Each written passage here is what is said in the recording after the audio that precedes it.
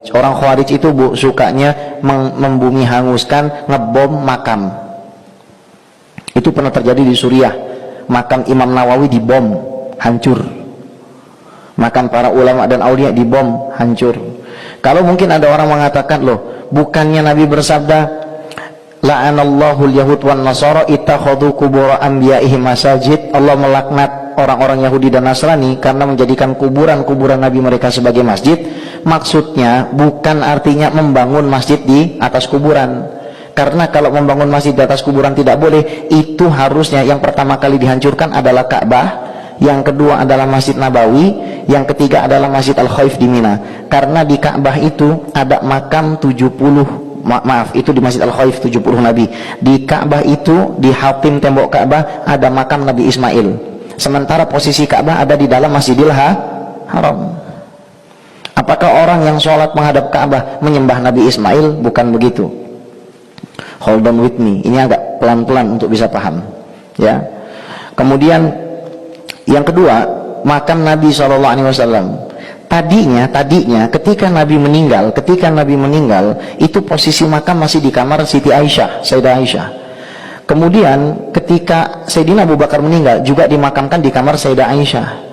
Dan Sayyidah Aisyah, Bu, ketika dua manusia mulia ini dimakamkan di situ, Sayyidah Aisyah masih pakai baju tidur, sholatnya masih di situ. Apakah sholatnya tidak sah? Sah.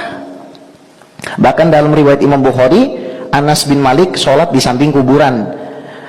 Umar bin Khattab mengatakan al-qabro, itu kuburan, walam ya'mur bi'adatiha, tapi tidak diperintahkan untuk melanjutkan mengulangi sholatnya. Artinya orang sholat di samping kuburan sah. Sayyidah Aisyah sholat di samping kuburan Nabi, di kamarnya sendiri, sah sholatnya. Dan sekarang kalau kita lagi umroh, ngambil bagian sebelah kiri dari Masjid Nabawi, apalagi buat ziarah ibu-ibu ketika mau ke Raudhah, di mana posisinya, Bu?